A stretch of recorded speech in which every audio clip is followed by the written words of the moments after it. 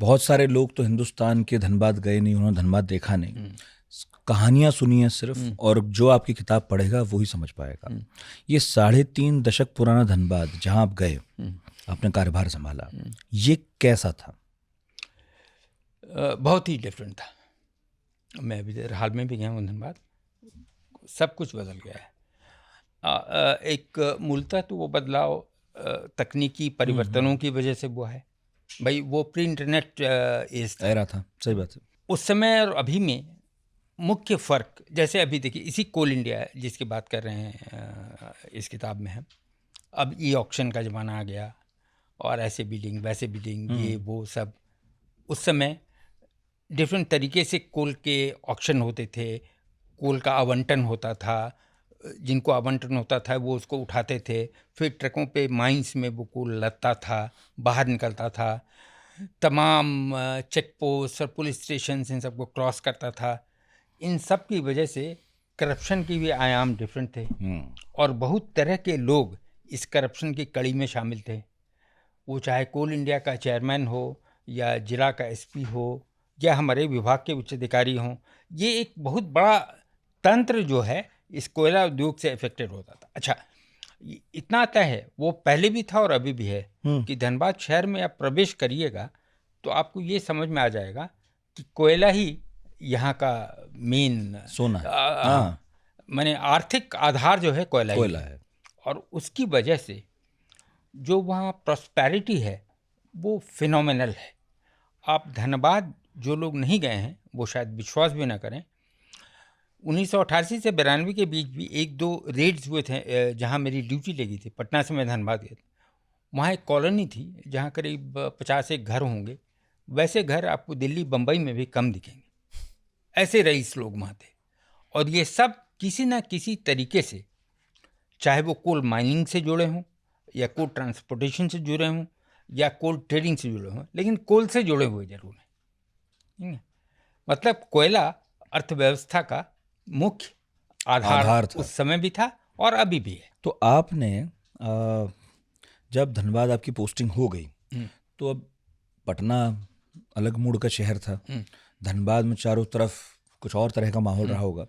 यहाँ आपका रूटीन क्या था, कैसे कहानी शुरू हुई, ऑफिस ज्वाइन किया, क्या सूचनाएं मिली, क्या पता चला? उस समय धनबाद में हमारे विभाग का जो स्वरूप था वो थोड़ा डिफरेंट था। हम जिस पद पे गए थे वो डिपार्टमेंट का सबसे इम्पॉर्टेंट पद था, असिस्टेंट डायरेक्टर इन्वेस्टिगेशन, जो एक असिस्टेंट कमिश्नर के रैंक का होता है, लेकिन वो वहाँ का सीनियर मोस्ट ऑफिसर था। हालांकि प्रशासन का हेड उससे सीनियर ऑफिसर एक होता था, उसको डिप्टी कमिश्नर बोलते थे उसमें। लेकिन जो असिस्टेंट डायरेक्टर इन्वेस्टिगेशन होता था उसका कार्यक्षेत्र और उसकी जो रिपोर्टिंग अथॉरिटीज़ थी वो एकदम अलग थी। अच्छा। असिस्टेंट डायरेक्टर इन्वेस्टिगेशन का बॉस जो होता था वो डिप्टी कमिश्नर नहीं होता था। वो डिप्टी डायरेक्टर इन्वेस्टिगेशन होता था जो रांची में बैठता था, और उसका बॉस डायरेक्टर इन्वेस्टिगेशन होता था जो कानपुर में बैठता था। ओह, ठीक है। और डायरेक्टर इन्वेस्टिगेशन कानपुर पूरा बिहार और पूरे यूपी का हेड होता था इन्वेस्टिगेशन का। मतलब इन दो प्रदेशों में कहीं भी छापे पड़ने हों या करवंचना की बड़ी इंक्वायरी हो रही हो, इसका इंचार्ज वही होता था। कानपुर से सूचना मिलती थी। ठीक है। तो एक तरीके से असिस्टेंट डायरेक्टर इन्वेस्टिगेशन वहाँ का सबसे इम्पॉर्टेंट ऑफिसर था। चूँकि उसका जो कार्यक्षेत्र था उसमें करवंचना की जांच, करप्शन की जांच, ये सब तो नेचुरली वो इम्पोर्टेंट हो गई होगा। तो एक बहुत सेंसिटिव पोस्ट पे हम वहाँ पहुँचे थे, और जाते ही पहले कुछ महीने तो जब मैं अपनी डाक देखता था, और मैं बिल्कुल यंग, हार्डली 30 ईयर्स का रहा हूँ, उतना भी नहीं होगा शायद। हाँ, मेरी डाक में डेली डाक जो आती है अधिकारी के पास, उसमें 90% पत्र जो होते थे वो शिकायती पत्र होते थे।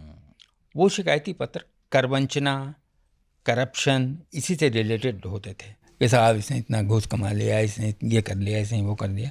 इसमें ज़्यादातर लोग भारत कोकिंग कोल लिमिटेड, जिसका हेडक्वार्टर्स धनबाद है, जो कोल इंडिया की एक सब्सिडरी। अच्छा, ठीक है। कोल इंडिया की मेरे ख्याल से अब 8 सब्सिडरीज हैं, उसमें Bharat Coking Coal Limited Dhanbad एक है, जो नेशनलाइजेशन के समय सबसे इम्पोर्टेंट ये था, समझिए, इस्टेब्लिशमेंट। तो उन कर वंचना की इसको उन पत्रों को सब देख कर के ये साफ पता चल रहा था कि भाई ये कोयला से जुड़े हुए लोग ही इन तमाम चीज़ों में सम्मिलित हैं। उनके हाथ सबसे ज़्यादा काले हैं। जैसे किसी पुलिस ऑफिसर के अगेंस्ट भी कोई कंप्लेन है कोयला, तो वो कंप्लेन ये है कि फलाना कोयला व्यवसायी ने इनको इतनी रिश्वत दी और इन्होंने 5 जगह ऐसे ऐसे मकान बना रखे हैं, इनकी जांच करें आप। इसी तरह की शिकायतें रहती थी। ठीक है, तो अच्छा, और इकोनॉमिक एक्टिविटीज़ 90s ध्यान में रखिएगा हमेशा कॉन्वर्सेशन में। अभी का हिंदुस्तान और 90s का हिंदुस्तान, ठीक। धनबाद शहर में प्रॉस्पेरिटी, ऐश्वर्य नज़र आता था चारों ओर। अच्छे अच्छे मकान दिखते थे, मर्सिडीज गाड़ियाँ 2-4 दिखती थी शहर में, जबकि उस समय दिल्ली में भी मर्सिडीज कम ही दिखती थी। नहीं, उस हिसाब से धनबाद परिक्षेत्र का जो टोटल इनकम टैक्स कलेक्शन था वो बड़ा कम था। तो इससे भी साफ लगता था कि बिल्कुल ही साफ हो गया, टैक्स इवेजन बहुत बहुत बड़े स्तर पर चल रहा है। तो ये एक बैकग्राउंड था जो मेरे दिमाग में था ही था। इसको ध्यान में रखते हुए मैंने अपने जांच की दिशा जो है निर्धारित की। दिशा क्या निर्धारित करनी थी? ऐसे भी यदि कोई सब्सटेंशियल इंक्वायरी होनी थी टैक्स इवेजन की, वो कोई न कोई ऐसा ही मिलता जो कोयला से संबंधित था।